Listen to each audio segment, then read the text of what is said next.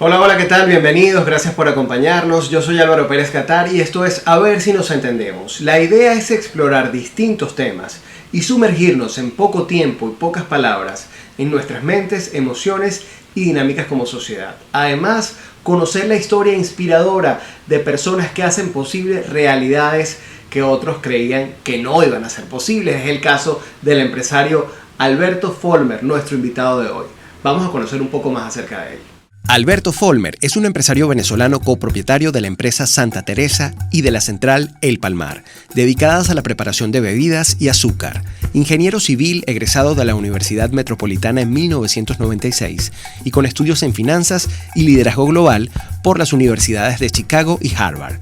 Se hizo mundialmente famoso por el proyecto Alcatraz, un plan para reinsertar en la sociedad a personas vinculadas con actos delictivos a través del juego del rugby y trabajo en la Hacienda Santa Teresa, de la cual tomó las riendas formalmente en el año 2001, asegurando que el trabajo social era uno de sus ejes fundamentales.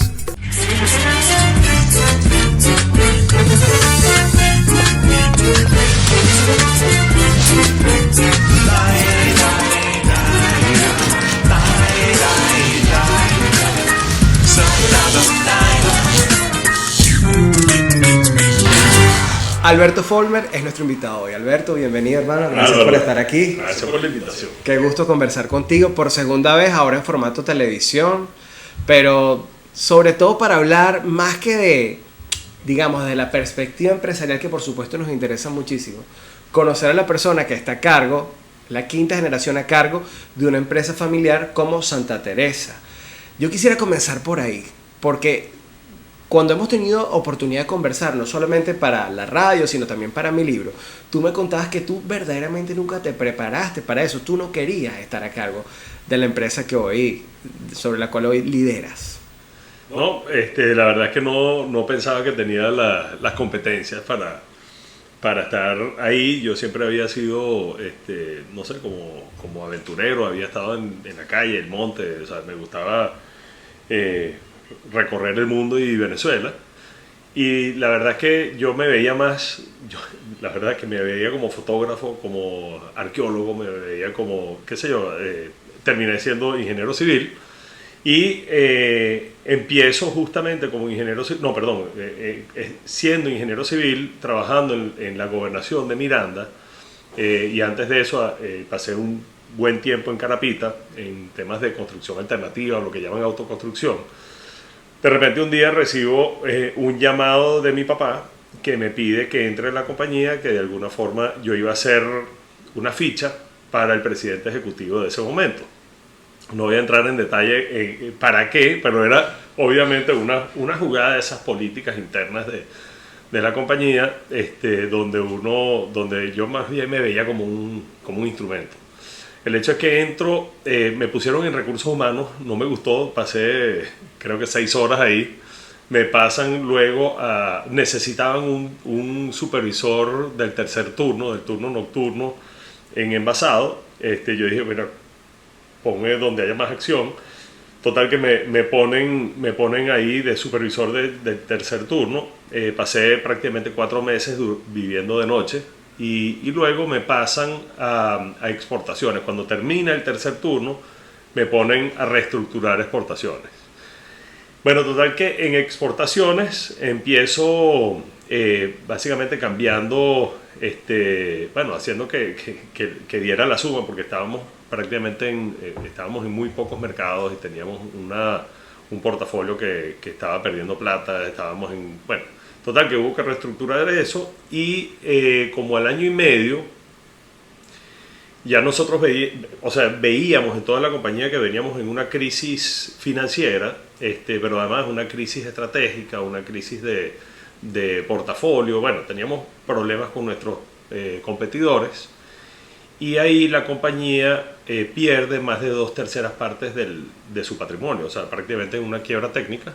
Y eso fue, como decir, mi bautizo de fuego, mi bautizo y el de mi hermano Enrique. Él estaba en el área comercial, yo, como decir, en la gerencia general, y ahí empezamos todo un proceso de reestructuración de pasivos financieros, reestructuración del portafolio, reestructuración de condiciones comerciales.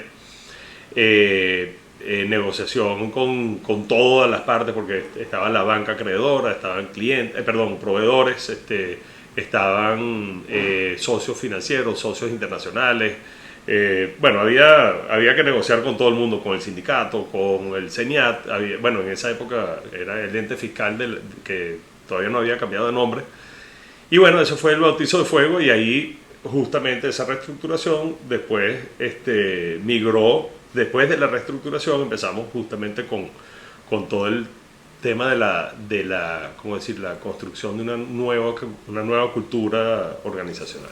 Dicho de otra manera, en 225 años que cumple la empresa, este año que estamos grabando esta entrevista, ha habido altas y bajas, pero a ti te tocó tomar el liderazgo en una baja. Sí, totalmente. Y reestructurar, negociar, hacerte cargo de una empresa que tiene años en tu familia, siendo parte de tu familia. Cuando has podido eventualmente decir, mira, ¿sabes qué? Nosotros ya hicimos lo que teníamos que hacer, yo me voy a vivir en otra parte del mundo, donde, por cierto, parte de tu vida viviste fuera de Venezuela, pero decidiste quedarte aquí. ¿Cuál fue la verdadera motivación que había detrás de esa decisión? Mira, yo creo que el tema siempre es cómo logras tú, o sea, yo creo que todas las condiciones difíciles, tú estás metido en una condición, en una situación difícil, si tú lo logras revertir, bueno, eso es como prender un bombillo en la oscuridad, ¿no?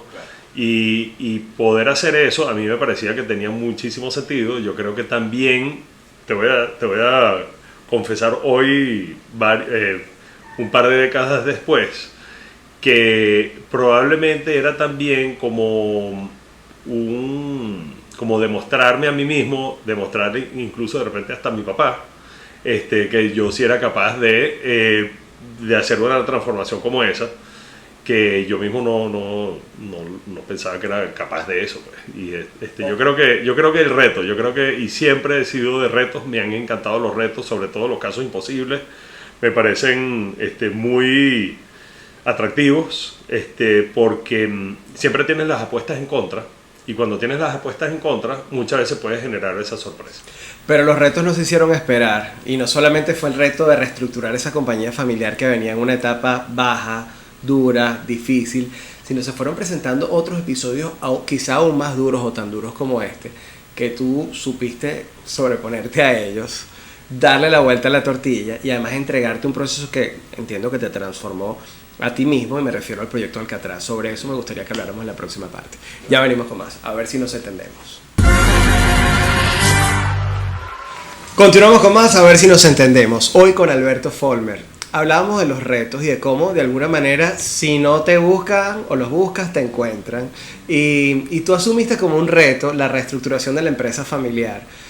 Cosa que evidentemente has venido no solamente superando lo que ese momento implicó, sino alcanzando nuevos propósitos. Pero en ese camino hay varios episodios que de alguna manera te invitan a no solamente reinventar la compañía, sino reinventar tu propio rol dentro de la compañía. Puntualmente estoy hablando de la historia del proyecto Alcatraz, que comenzó con un robo a la Hacienda Santa Teresa. Me gustaría que pudiéramos hacer un resumen para quienes no conocen esa historia de cómo sucedió.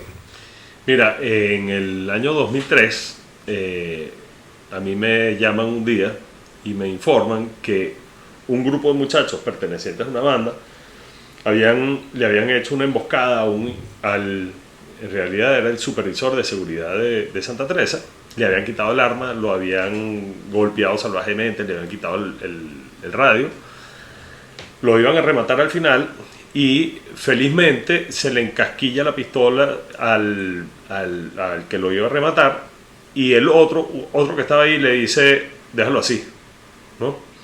Total, que se van. Y yo lo que pensaba cuando me informan esto, yo lo que decía era, bueno, si no hacemos nada, esto va a ser el comienzo de la piñata, ¿no? Como una piñata. Pero entonces, ¿cómo? O sea, ¿cuál es la consecuencia? ¿Qué consecuencia podemos generar nosotros en base a esto? Total, que yo pienso, obviamente, la policía, una policía súper corrupta, que además probablemente nos empeoraba la situación que teníamos.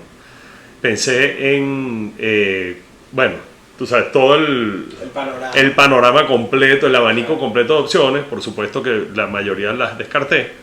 Y al final yo termino diciéndole al jefe de seguridad, que es Jimmy, le digo, Jimmy, mira, Jimmy, ex policía, un tipo con toda la calle del mundo. Conocimiento de la comunidad. Conocimiento de la comunidad, o sea, había estado además en todas las policías de Venezuela casi. Y yo le digo, mira, busca a los tipos y después vemos qué hacemos con ellos. Bueno, total, que él se monta en una cacería y a los 4 días aproximadamente me llama y me dice, mira, agarré uno de los tipos. Entonces, ¿qué hago con él? Y bueno, entrégaselo a la policía. Ya con eso ve que nosotros los podemos alcanzar y ya por lo menos ahí hay una consecuencia. Total, que él se los entrega a la policía y cuando se los entrega a la policía, eran como las 6 de la tarde, uno de los jefes de policía que estaba ahí, uno de los sargentos, algo así, dice, no, este tipo tiene 5 muertos encima. Lo esposan y lo meten boca abajo en un jeep, en un chasis largo, ¿no? Y claro, cuando Jimmy ve eso, dice, esto está raro. Por supuesto, él conocía muy bien los policías y los procedimientos que se aplicaban, ¿no? Entonces, arranca la patrulla y él se va detrás de la patrulla para ver a dónde van. Lo sigue, se van por un camino de tierra, llegan a un lugar desolado, ya cayendo la noche, sacan al tipo y están a punto de ejecutarlo y él dice, un momentico, espérate, déjame llamar al jefe. Entonces todo el mundo está ahí parado, imagínate tú, el tipo arrodillado en el piso y me llama y dice, me trata de explicar, pero además todo con palabras, tú sabes, mira jefe, aquí tenemos a la policía y bueno, le van a dar boleto. ¿Cómo que boleto? Bueno, lo van a cohetear. Boleto nada. Ajá. Y entonces, ¿cómo que lo van a cohetear? ¿Qué me estás diciendo? Bueno, ingeniero, lo que le estoy diciendo es que... O sea, y entonces al final termina la frase, luz verde o luz roja. Y tú estás loco, Jimmy. Ni de casualidad, luz roja. O sea, ahí yo no, ni de casualidad yo puedo tener eso, no.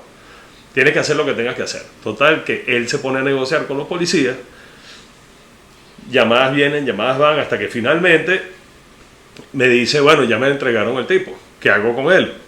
Y entonces, lo suelto, y no lo sueltes, tráetelo para acá.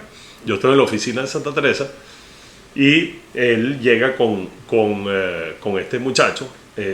Yo salgo a donde estaba, al estacionamiento, y le digo, bueno, quítale las esposas que vamos a tener una conversación de caballero.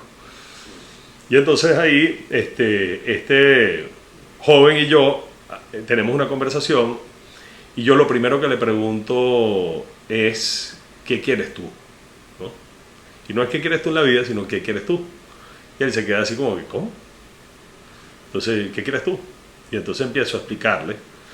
Y ahí esa conversación de repente se convierte en una conversación muy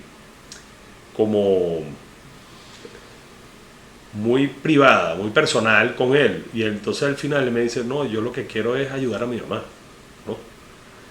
Bueno, total que por ahí nos metemos en ese tema y al final yo le termino proponiendo 2 opciones. Le digo, bueno, mira, aquí hay 2 formas de hacerlo porque tú te comiste la luz. Por supuesto, no estoy de acuerdo con lo que acaba de suceder, pero aquí la primera opción es que tú trabajes durante 3 meses sin sueldo, te vamos a dar comida y techo. Que fue algo de alguna manera improvisado, Alberto. Totalmente improvisado. Fue como, bueno, algo tengo que hacer con esta persona que me intentó robar y tiene que tener unas consecuencias de él. Ahora, yo hoy en día digo que el tiempo que pasé en Carapita, de alguna forma me dio toda esa... Tú sabes, esa agilidad mental quizás para... Yo creo que es la decantación del pensamiento, claro, de cómo hacer... Porque yo creo que el tema de la seguridad, todo el mundo tiene ese interrogante, ¿qué hacer con el tema de la inseguridad? ¿Cómo resolver el problema? Entonces, bueno, total que probablemente ese destilado, hablando de destilados, salió en ese momento. Entonces le dije, vas a pasar 3 meses trabajando para reponer tu falta, o simplemente y yo le digo, porque es que tiene que haber consecuencias. Si no hay consecuencias, nosotros vamos a quedar como los manguanguas, ¿no?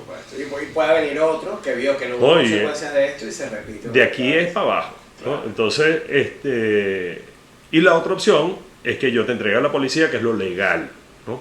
Y entonces, no, bueno, lo primero, se va por la primera opción. Cuento corto, él termina, llegamos a ese acuerdo. Yo le digo, bueno, eso era un jueves, yo le digo, tienes que estar aquí el lunes a las 7 de la mañana. Llegó el lunes a las 5 de la mañana, él empieza a trabajar. Y a los días capturamos el segundo, que era jefe de banda, que también acepta las mismas condiciones.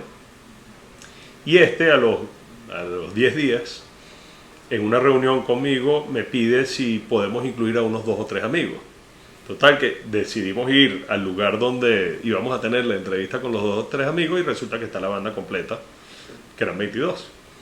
Así arranca el proyecto y una vez que los tenemos a bordo, ahí decimos, bueno, aquí hay que desarrollar un programa para que esto tenga sostenibilidad en el tiempo. Entonces empezamos a improvisar bueno, recuerdo que empezó todo el programa con unas preguntas que tenían que ver con delitos, tenía que ver con visión, tenía que ver con sus compromisos, tenía que ver con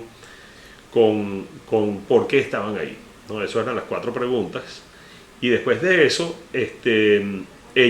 toda la banda empezamos a meterle formación para el trabajo, o sea, formación vocacional, formación en valores, tratamiento psicológico. Después le metimos rugby, obviamente, porque nos parecía, Enrique y a mí, nos parecía que era lógico, obvio. coherente. De hecho, Enrique era el primer entrenador. Tu hermano Enrique. Mi hermano Enrique, perdón. Y bueno, así arrancamos con el primer experimento y como a los 2 meses, la banda enemiga finalmente ya sabía dónde estaban estos. Total que un grupo de sicarios entra a la hacienda a tratar de localizar a la primera banda y matar a los tipos, vamos a decir, a la primera banda. Felizmente no los consiguieron, pero ya esto para nosotros es una amenaza enorme. De alguna forma nos había involucrado nosotros como compañía en esta guerra entre 2 bandas que llevaban años matándose entre sí. Y quisiera que nos detuviéramos ahí en ese punto en el que la otra banda intenta entrar, claro, y ustedes ya están dentro de la jugada tratando de rescatar y apostar por personas que generalmente otros no apostarían. ¿Y qué es lo que pasa justo en ese momento? Lo hablamos en la próxima parte. Ya vino con más de esta conversación con Alberto Folmer, a ver si nos entendemos.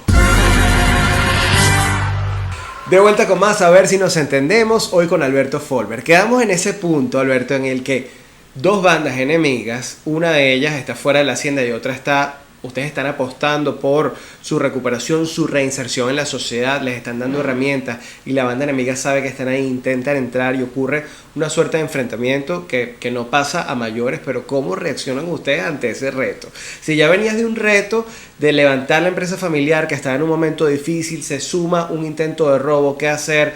Una cantidad de gente que se suma a un proyecto y ustedes apostando por gente que generalmente en la sociedad no todo el mundo apuesta, por personas con ese perfil. ¿Qué pasa cuando la otra banda intenta entrar en la hacienda?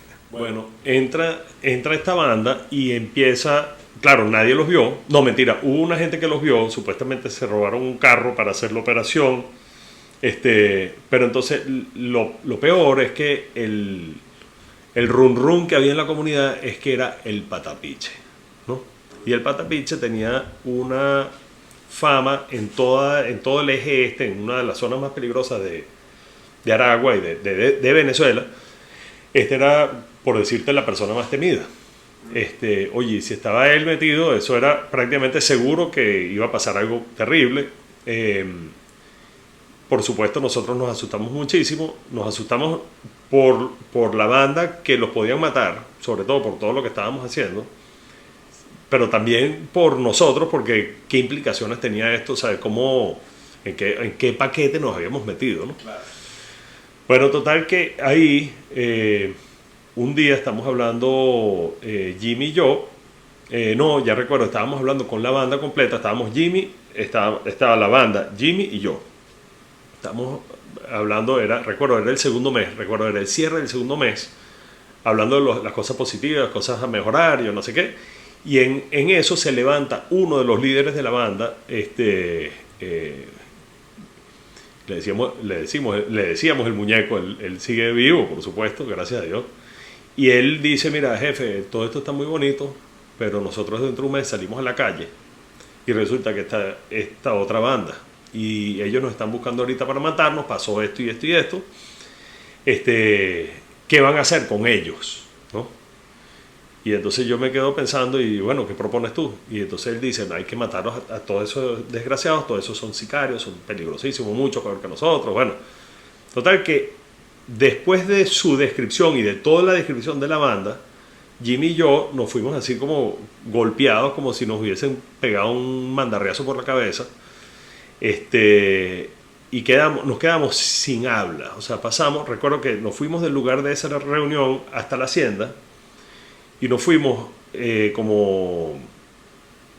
¿En qué paquete nos metimos? O sea, aquí sí es verdad que nos metimos en un foso profundo y no hay forma de salir. Jimmy me deja en la casa, él se va y pasan como 2 o 3 días y los dos como un ratón moral horrible, o sea, que en qué paquete metimos a la compañía, en qué paquete... Y yo recuerdo que como los 2 días yo me recuperé de ese trancazo y por fin yo le digo a Jimmy, mira Jimmy, vente para acá, vente a desayunar. Desayunamos allá en la casa, en esa época yo vivía allá en la hacienda y yo le digo, mira Jimmy, tú sabes que aquí hay 2 opciones, o ellos nos entrompan a nosotros o nosotros los entrompamos a ellos, ¿no? Porque yo recuerdo que cuando tenemos esta discusión con la banda, yo le digo, pero ¿qué soluciones proponen ustedes? Y ellos dicen, no, hay que matar todos esos desgraciados. Y yo, pensemos en otra cosa, nosotros no creemos en eso. Y ellos dicen, no, olvídese de eso, estos tipos están dañados, y bueno, hacen toda esa descripción. No hay solución. No hay solución. Cero solución. Que no sea matar a los tipos, ¿no? O que te maten ellos a ti. Y entonces, total, que yo le digo a Jimmy, vamos a entromparlos a ellos.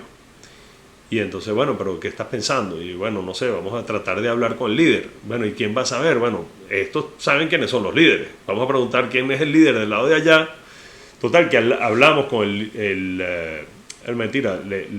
Bueno, porque había pasado otra cosa llevaba tiempo que no contaba esta historia. Resulta que en esos días fueron las fiestas de Semana Santa y nosotros dejamos que ellos fueran a misa. Resulta que después de que salen de las misas y la cosa ellos habían pedido, resulta que tienen una trifulca y hieren y dejan paralítico el jefe de la banda, ¿no? Wow. Entonces, total, que en este tema de nosotros entromparlos a ellos, terminamos estableciendo un contacto con el papá del jefe de la banda, que era como decir el padrino de la banda, ¿no? Entonces, bueno, él dice, bueno, si quieren hablar es arriba en el barrio. Este barrio no entraba la policía, cada vez que entraba la policía mataban a los policías, quemaban las patrullas, o sea, era un desastre del sector. Bueno, total, que subimos, él y yo, pensando que nos iban a esperar. Hay una historia tuya, creo que te rapas. Sí. Bueno, justamente antes de subir, yo le digo a Jimmy, él dice, mire, ¿cómo vamos a subir? ¿Qué armas vamos a llevar? Y yo, no, chamo, subimos tú y yo. Vamos a llevar una pantalla, vamos a llevar un video beam, una computadora, hacerle una presentación. Me dice, ingeniero, tú lo que estás es loco, ¿vale? Y entonces resulta que yo me quedo pensando en, bueno, ese momento, tú tienes segundos para generar para generar la sorpresa, ¿no? Y esa sorpresa o te puede hacer vivir o te puede hacer morir, ¿no?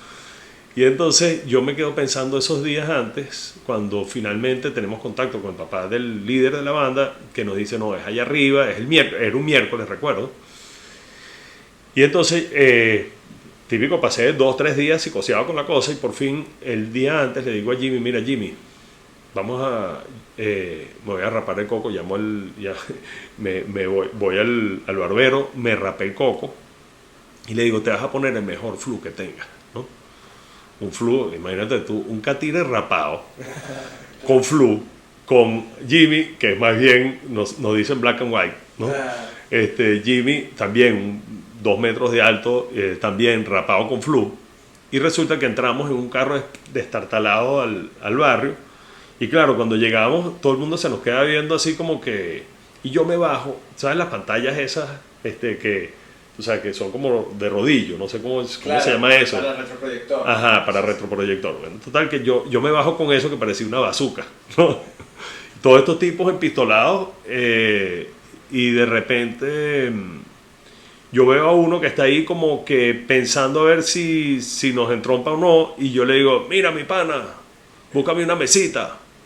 Y entonces él me dice, ¿pero qué es lo que vamos a hacer aquí? Y yo le digo, vamos a ver películas. ¿Ah, sí? Sí, llámate a la gente. Entonces, bueno, perfecto. Y él mismo, que nos iba a entrompar, de repente empieza a llamar a la gente, ¿no? Y ahí se empieza a generar como una algarabía, porque era, nosotros como para una serie documental que se llamaba No se lo cuentes a mi madre, de Diego Buñuel, algo así. Totalmente, bueno, tengo varias de esas. Sobre todo, bueno, total que empieza a llegar la gente, porque lo que había pasado es que nosotros no sabíamos, nunca habíamos subido, ni Jimmy ni yo. Y entonces empezamos a subir, esto es previo a esto, empezamos a subir por la calle, preguntando, mira, ¿dónde es que queda la cancha de básquet del cementerio? ¿No? La cancha de básquet del cementerio, donde los muertos juegan básquet, ¿no? Y entonces, y la calle se va poniendo más y más chiquita, pero además las miradas se van poniendo más y más agresivas, ¿no? Y vamos llegando y de repente, pácata, llegamos a no sabíamos que era una calle ciega. Y es una calle ciega, y cuando Jimmy iba manejando, ¿no? Y cuando llega la broma, él duda, frena y va a meter retroceso. Y dice, chamo, no eche para atrás. Chico que se vuelve, se desnuca, para adelante, ¿no? Bueno, pero esto no es seguro y tal. No, dale para adelante. Y llegamos y yo le dije, te vas a apagar rápido y te bajas rápido. Entonces, prácticamente pega un caucho contra una acera, en unas aceras altísimas. Y ahí yo me bajo con la pantalla, eso sí, enflusado, ¿no? Y todo el mundo se queda ahí, y eso fue como la tomada de la cabeza de playa, ¿no? Claro. Y bueno, total que ahí se genera un ambiente donde arrancamos con un ejercicio de soñar el futuro de ese barrio, ¿no? Y ese sueño se convierte en un ejercicio espectacular, y de repente yo rompo le doy un batazo a la lámpara y le digo, bueno, todo eso es imposible. Eso nunca va a pasar. A menos que, y entonces ahí entro en el proceso de reclutamiento de la próxima, porque aquí dicen que están las ratas más ratas, que yo no sé qué, quiénes son. Y ahí empiezan todas a sacar pecho, ¿no? Y ahí, bueno, cuento corto, cuando digo que es para Alcatraz, por supuesto ellos sabían que Alcatraz era la banda enemiga. Y entonces ahí, bueno, nada, yo recuerdo que me envalentoné, que Jimmy me decía, bueno, pero bájale 2 y tal. Y entonces ahí, cuento corto, terminamos, ellos quedaron como en un lugar donde, bueno, yo sí quiero ir, pero no puedo ir porque dejaron paralítico a León. León se llamaba el líder de la banda. Y bueno, vámonos para allá. Total, que te estoy hablando que nosotros cuando convocamos esa broma, te estoy hablando de una rueda de pescado, de más de 350 personas.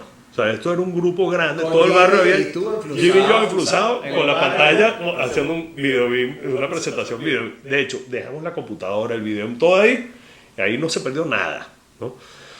Total que llegamos a Casa del León con todo el barrio detrás.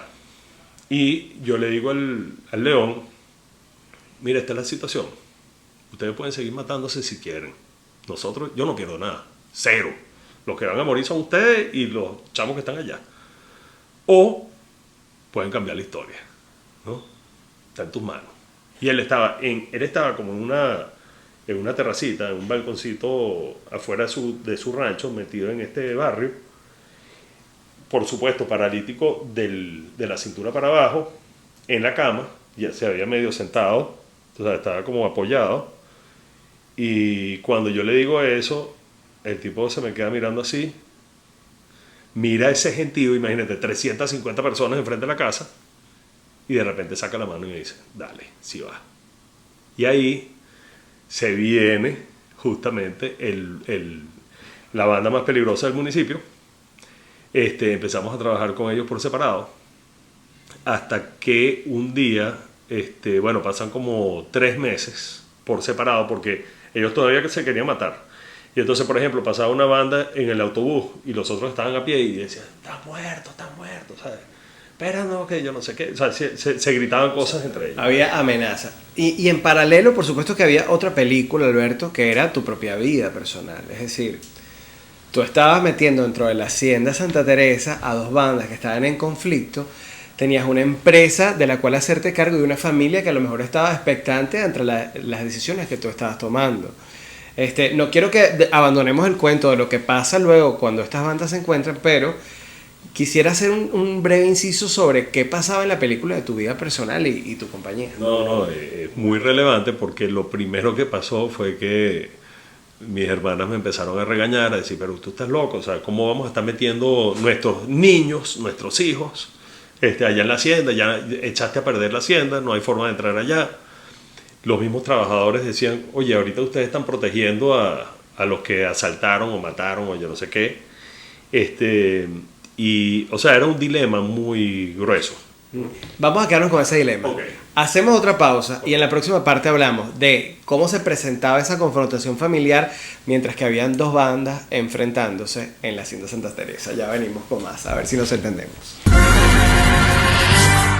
De vuelta con más, a ver si nos entendemos. Esta conversación podría durar muchas horas más. Estamos en ese momento en el que hay dos bandas delictivas enfrentadas que están siendo preparadas de manera positiva para transformar sus vidas dentro de la Hacienda Santa Teresa, y está el empresario que se metió en este rollo para tratar de solucionar algo que estaba más allá de ti, con una familia y una empresa detrás que tenía una reacción al respecto.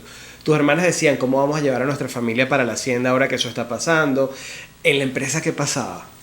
Bueno, en la empresa, por supuesto, todo el mundo estaba endilemado, por decirlo así, ¿no? Porque ¿cómo puede ser que ahorita tú estás ayudando a un tipo que asaltó a fulanito, mató a fulanito, hizo esto, hizo lo otro? Y bueno, obviamente toda esa matriz, esos rumores empezaban como que a fermentar.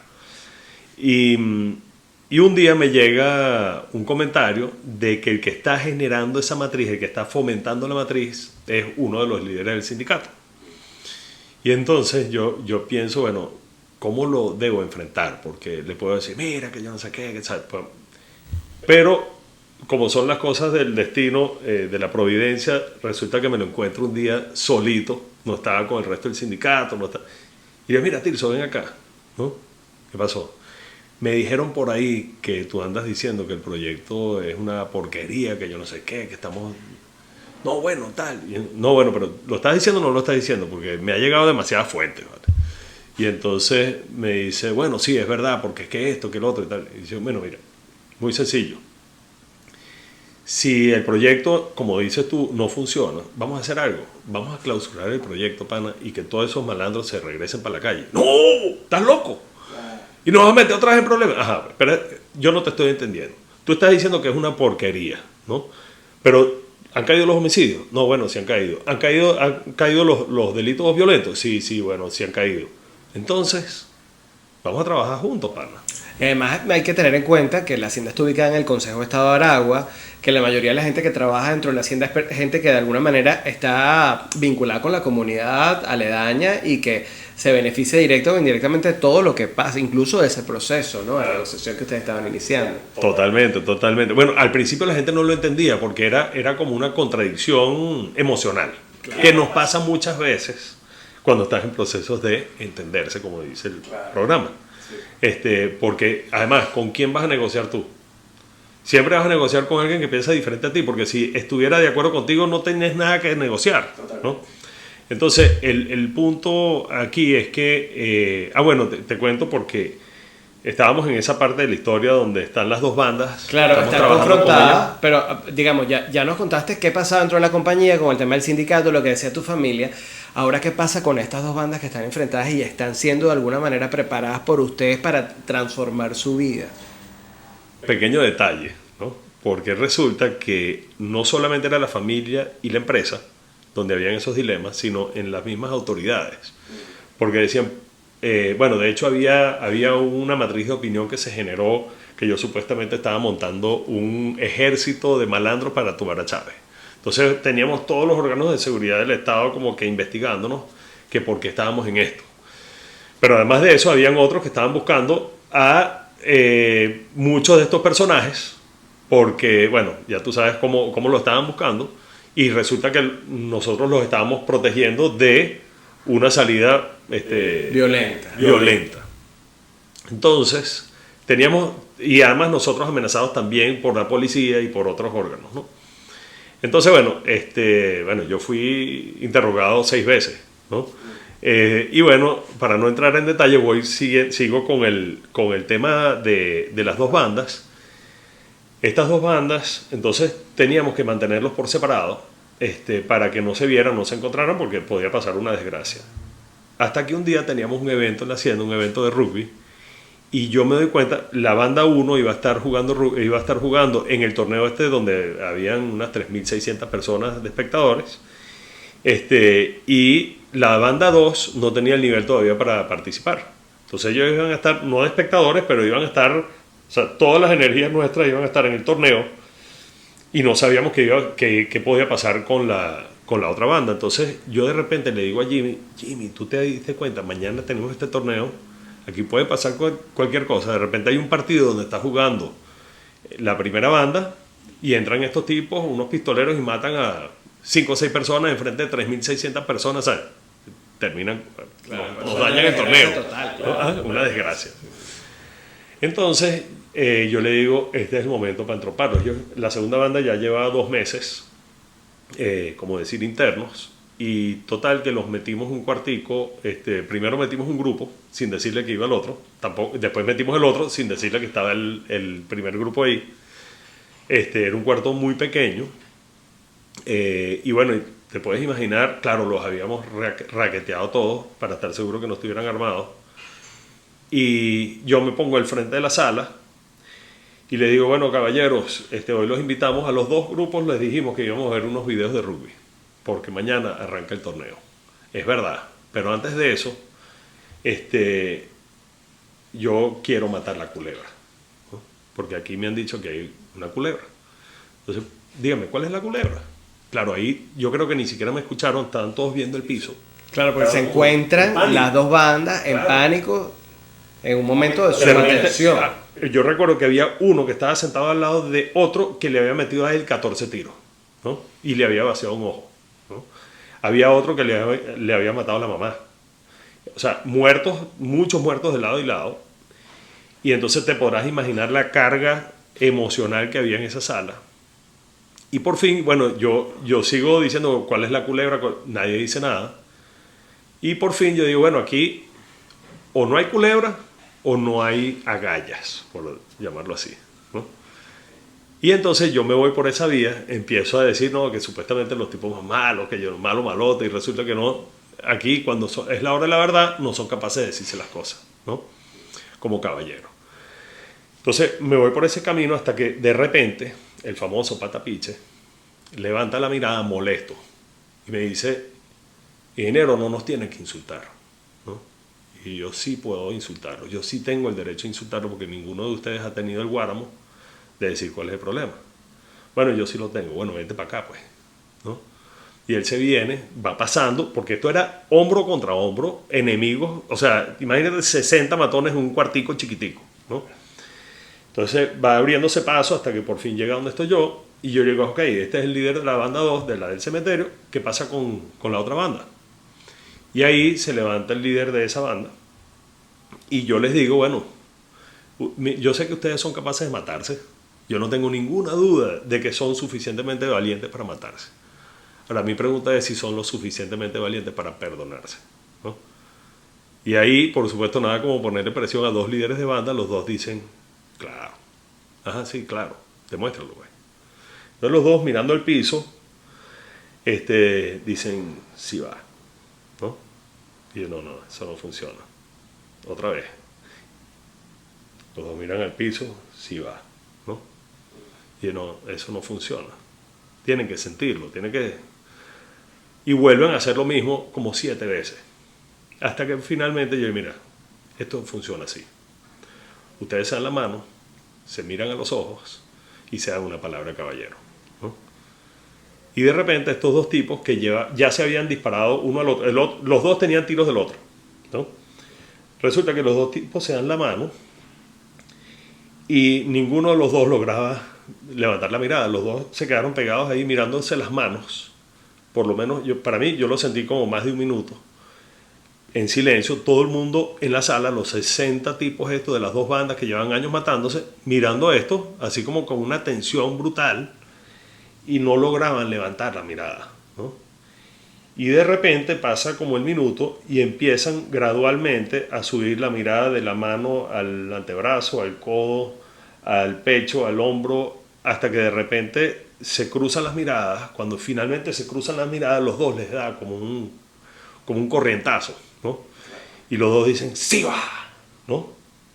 Bueno, eso fue impresionante, la energía, porque de repente, en lo que eso pasó, en toda la sala, de repente se pararon todos, los 60, y empezaron a abrazarse, a llorar, a decir, ¿cómo empezó esto, pana? ¿Cómo empezó? Tú y yo somos primos, llevamos años matándonos, ¿no? Impresionante. Y resulta que el próximo día, recuerdo que uno de los de la banda del cementerio me agarra y dice, Alberto, ¿cómo hiciste esa vaina? ¿No? Y no sé, pasó, así pasó, listo. A los 3 o 4 días a mí me llega el primer rumor de que habían unas bandas que querían entrar. A los 10 días teníamos 6 bandas haciendo cola para entrar al proyecto. Y el proyecto Alcatraz se ha convertido en algo que va mucho más allá de la hacienda. Han tenido la oportunidad de llevar el rugby y toda esta formación que inició con estas bandas a diferentes centros penitenciarios del país. Y yo quisiera cerrar esta entrevista con esta anécdota tan interesante e importante, preguntándote si tú crees que parte de la solución de muchos de los problemas que vivimos los venezolanos pasa por darse un sí va. Sí va, claro que sí, por supuesto que sí, y a tener la valentía de verse a los ojos, porque parece mentira, y darse otra oportunidad. El perdón, yo siempre digo que es mucho más valiente que la venganza. Y hay que ser muy valiente para perdonar, hay que ser muy valiente para enfrentar incluso al victimario, o que el victimario enfrente a la víctima. Yo creo que eso es más difícil todavía. Las veces que lo hemos planteado como el tema de justicia restaurativa, los mismos delincuentes, cuando tú les dices tienes que enfrentar a tu víctima, perro, chamo, no sé si puedo, ¿no? Siempre se puede, yo creo que está demostrado. Siempre se puede. Y yo te quiero agradecer por esta conversación. Yo creo que vale la pena que en algún momento volvamos a encontrarnos en este programa para hablar de tantas cosas que están detrás de la historia empresarial, pero también del trabajo social que han venido haciendo a través de Santa Teresa, y sobre todo liderado por ti, quinta generación a cargo de una empresa familiar que se compromete no solamente con una empresa, sino también con un país. Gracias, Alberto.